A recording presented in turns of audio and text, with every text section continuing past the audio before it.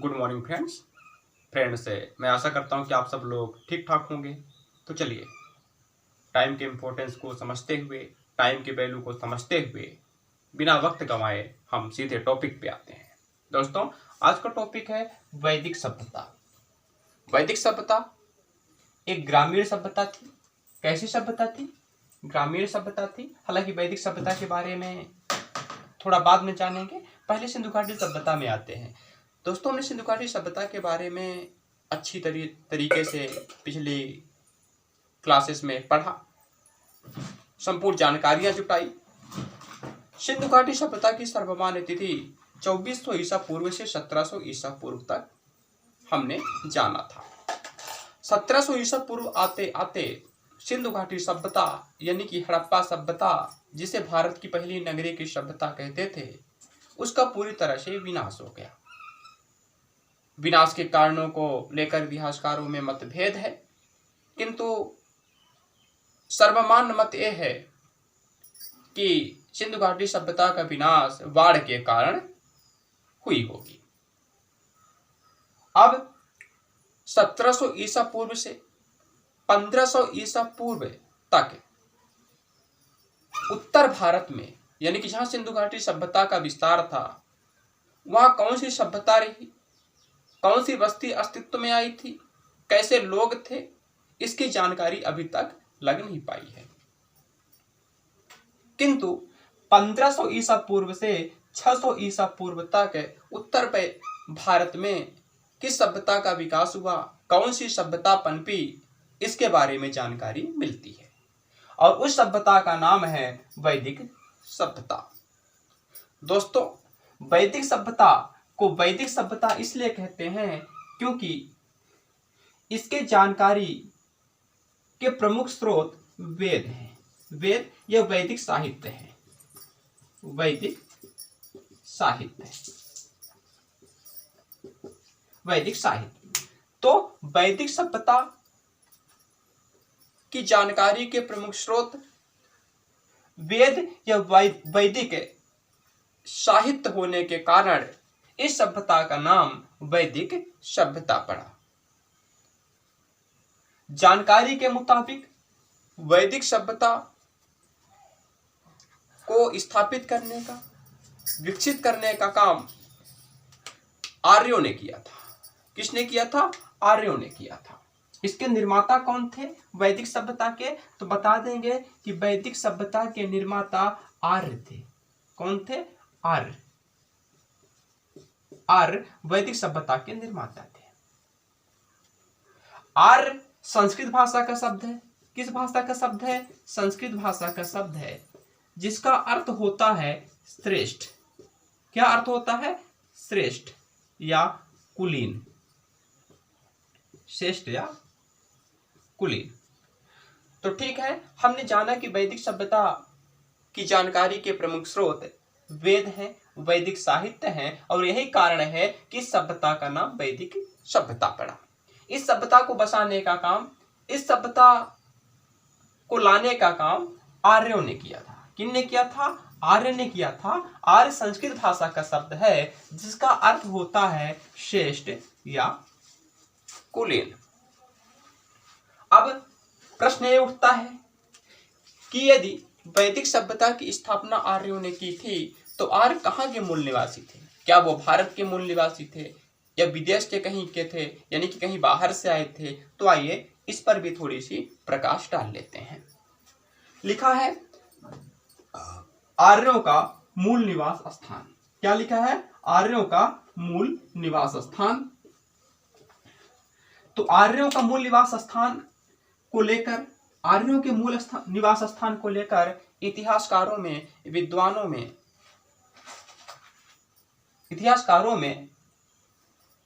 विद्वानों में काफी मतभेद देखा जाता है। जैसे कि भगवान दास अडानी ने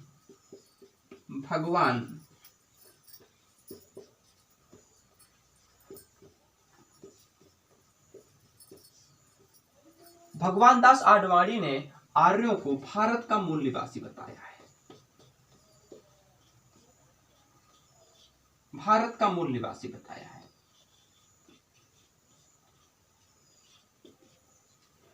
ठीक है, आर्यों को भारत का मूल निवासी किसने बताया है? तो बता देंगे कि भगवान दास आडवाणी ने आर्यों को भारत का मूल निवासी बताया।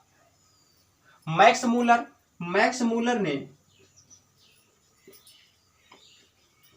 मूलर ने आर्यों को मध्य एशिया का मूल निवासी बताया है। कहां का? मध्य एशिया का।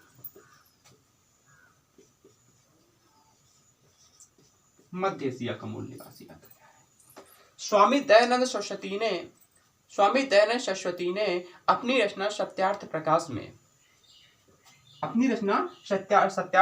में बैक्ट्रिया को आर्यों का मूल निवास स्थान बताया है। Swami Dayanand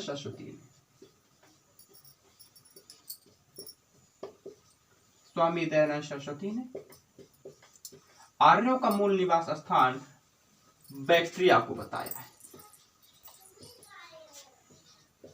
Bactria.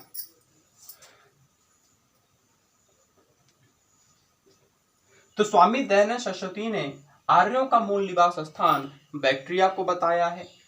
Max Muller ने मध्य एशिया को बताया है। तो भगवान दास आडवाणी ने माना है कि आर्यों का मूल निवास स्थान भारत ही था। पंडित बाल गंगाधर तिलक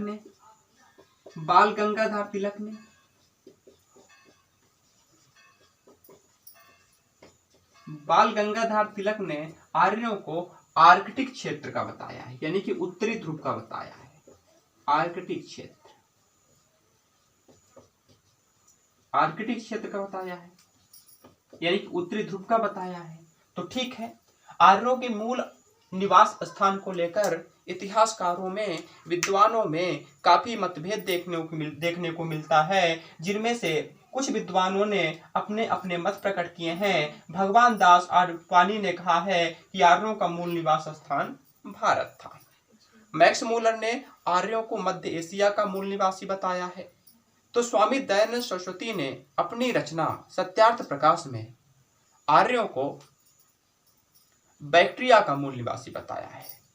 तो बाल गंगाधर तिलक ने आर्यों को आर्कटिक क्षेत्र का मूल निवासी बताया है। किंतु सर्वमान्य मति यूरेशिया है। क्या है सर्वमान्य मति? आर्यों के मूल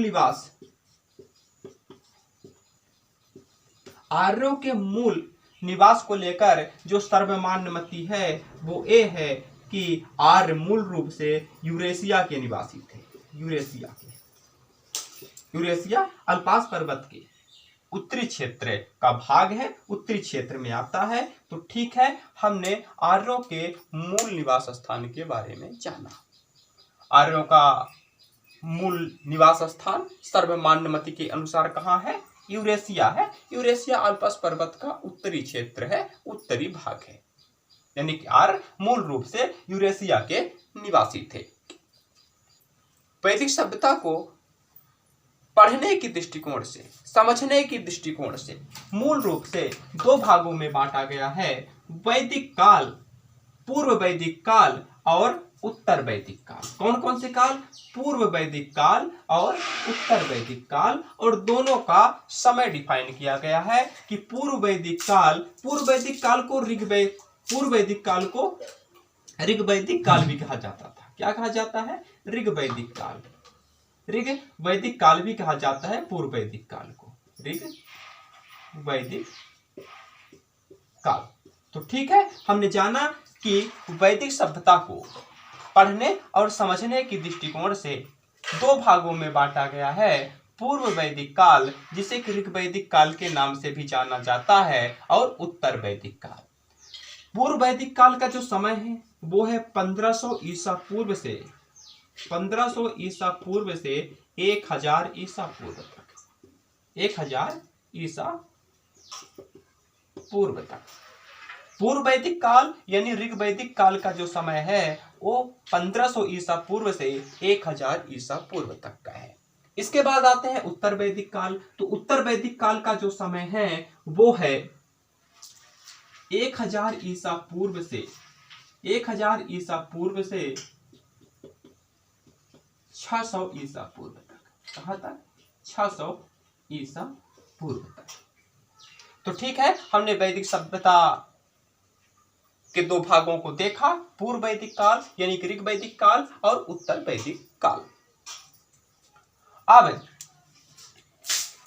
ये जानेंगे कि वैदिक सभ्यता के जानकारी के जो स्रोत हैं, वैदिक साहित्य हैं, वेद हैं, इस वैदिक साहित्य के अंतर्गत कौन कौन से ग्रंथ आते हैं। तो वैदिक साहित्य के अंतर्गत जो ग्रंथ आते हैं वो इस प्रकार हैं। वैदिक साहित्य, वैदिक साहित्य में किन किन ग्रंथों को शामिल किया है, तो बता दें कि वेद को शामिल किया गया है। किसे शामिल किया गया है? वेद को। पहला वेद है, दूसरा ब्राह्मण है। क्या है? ब्राह्मण। तीसरा आरण्यक है। क्या है? आरण्यक। और चौथा उपनिषद है। उपनिषद। चौथा क्या है? चौथा उपनिषद है, जिसे वेदांत भी कहते हैं। जिसे क्या कहते हैं? जिसे वेदांत भी कहते हैं। उपनिषद का दूसरा नाम वेदांत इसलिए है, उपनिषद का दूसरा नाम वेदांत इसलिए है क्योंकि ये वेदों के अंतिम भाग हैं। उपनिषद वेदों के अंतिम भाग हैं, यही कारण है कि उपनिषद को वेदांत भी कहा जाता है। तो ठीक है, वैदिक साहित्य के अंतर्गत किन किन ग्रंथों को रखा गया है हमने क्रम से जाना। पहला वेद है, दूसरा ब्राह्मण है, तीसरा आरण्यक है और चौथे नंबर का उपनिषद यानी कि वेदांत है। तो पहले हम वेद को जानने का काम करेंगे। किसे जानेंगे? वेद को जानेंगे। दोस्तों, जैसा कि हम सबको पता है, वेदों की संख्या 4 है। वेदों की कितनी संख्या है? 4 है। कितने वेद हैं? वेद 4 हैं।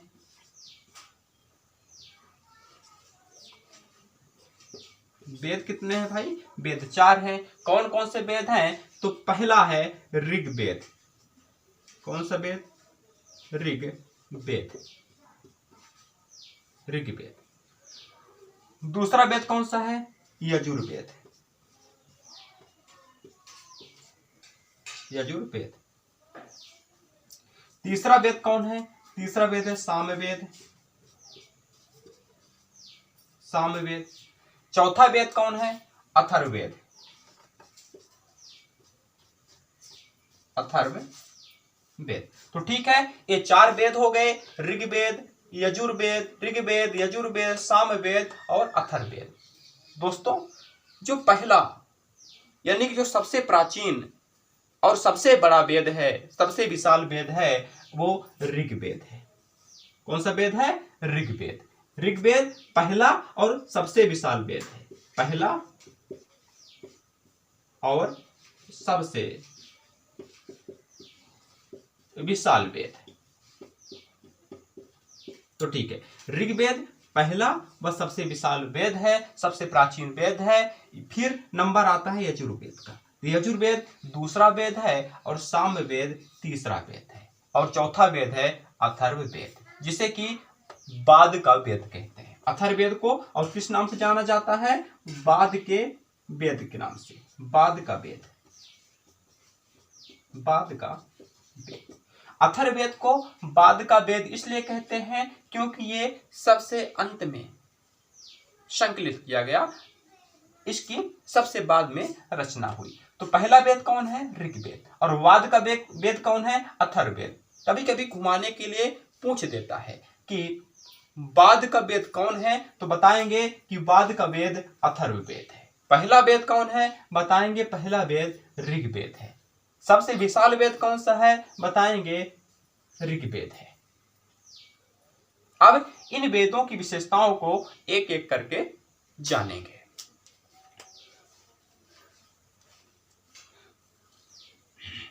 तो पहले देख लेते हैं ऋग्वेद को। किसे देख लेते हैं? ऋग्वेद को।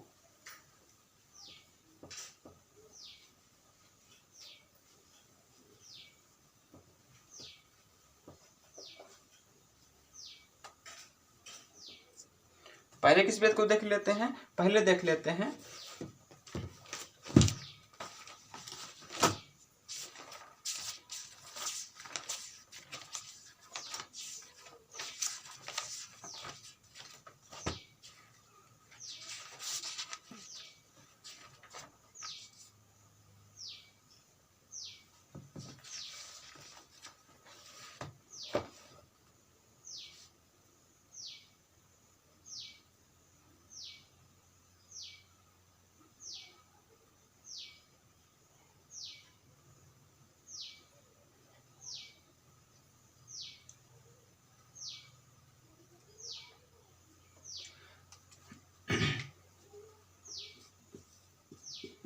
ऋग्वेद।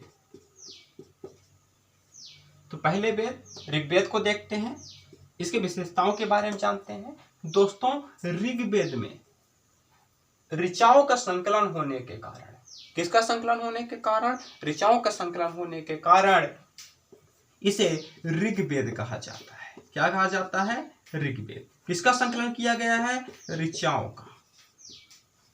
ऋचाओं के संकलन के कारण ही ऋग्वेद को ऋग्वेद नाम दिया गया। ठीक है, ऋचाओं का संकलन किसमें है? तो बताएंगे कि ऋग्वेद में है। ऋग्वेद के कुल कितने मंडल हैं? तो ऋग्वेद में कुल 10 मंडल हैं। कितने मंडल? 10 मंडल। ऋग्वेद में 10 मंडल हैं। ठीक, ऋग्वेद में सूक्तियां कितने हैं? कितने सूक्त हैं? तो ऋग्वेद में 1028 सूक्त हैं। ऋग्वेद में 1028 सूक्त हैं।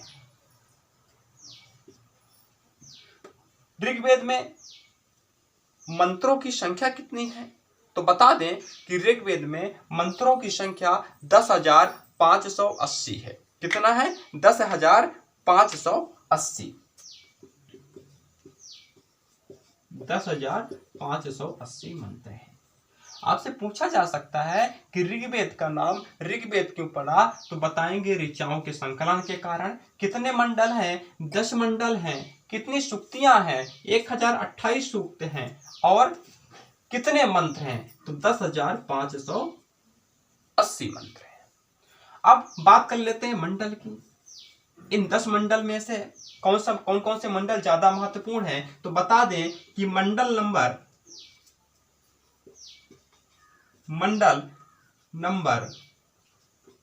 1, मंडल नंबर 1 और 10 नवीन है। नवीन मतलब नए मंडल है। यानी कि ऋग्वेद के 10 मंडल में से मंडल नंबर 1 और 10 नए मंडल है। मंडल संख्या 8, मंडल संख्या 8 कण्व ऋषि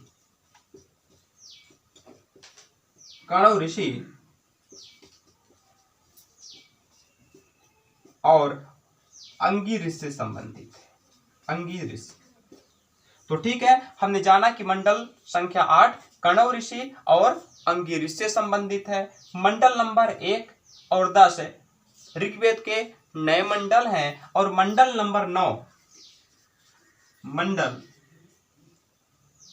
नंबर 9 सोमदेव को समर्पित है। किसे समर्पित है? सोमदेव को।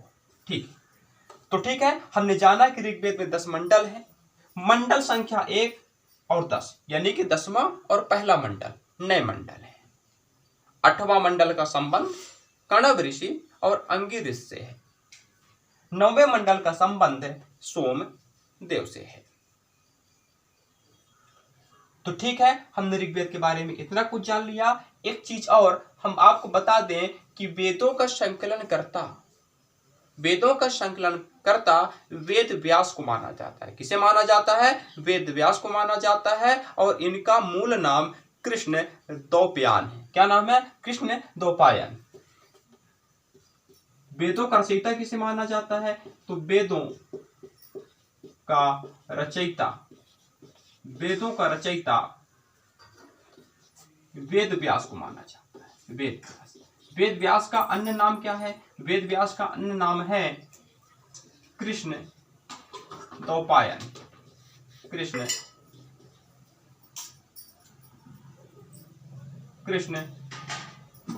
द्वैपायन। तो ठीक है, इनका दूसरा नाम क्या है? वेद व्यास का दूसरा नाम है कृष्ण द्वैपायन। तो जब भी आपसे पूछ लिया जाए कि वेदों का संकलन करता किसे माना जाता है, वेदों का रचयिता किसे माना जाता है, ऑप्शन में दे दे वेद व्यास या कृष्ण द्वैपायन, हम इनमें से किसी को भी पाएंगे तो इनको सही करेंगे, इन पे टिक करेंगे।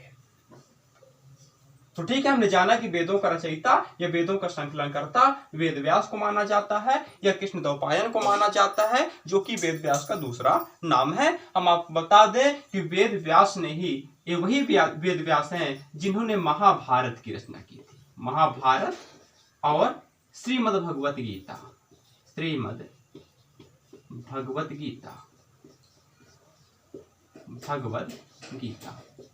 तो ठीक है, ये वही वेद व्यास हैं जिन्होंने वेद की रचना की, महाभारत की रचना की और श्रीमद् भगवत गीता की रचना की। हम आपको बता दें कि जो श्रीमद् भगवत गीता है ये महाभारत का ही एक भाग है जिसे कि भीष्म पर्व के नाम से जाना जाता है। भीष्म पर्व किस नाम से जाना जाता है? भीष्म पर्व के नाम से जाना जाता है।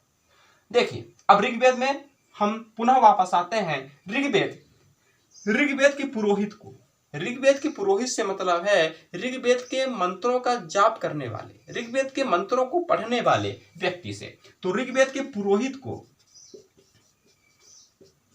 होत्री कहा जाता है। क्या कहा जाता है? होत्री। तो ठीक है, हमने जाना कि ऋग्वेद के पुरोहित को होत्री कहा जाता है। ऋग्वेद के मंत्रों को पढ़ने वाले व्यक्ति को यानी कि पुरोहित को होत्री कहा जाता है। क्या कहा जाता है? होत्री। तो ठीक है, ऋग्वेद के बारे में हमने ये सब जानकारियां जुटाई।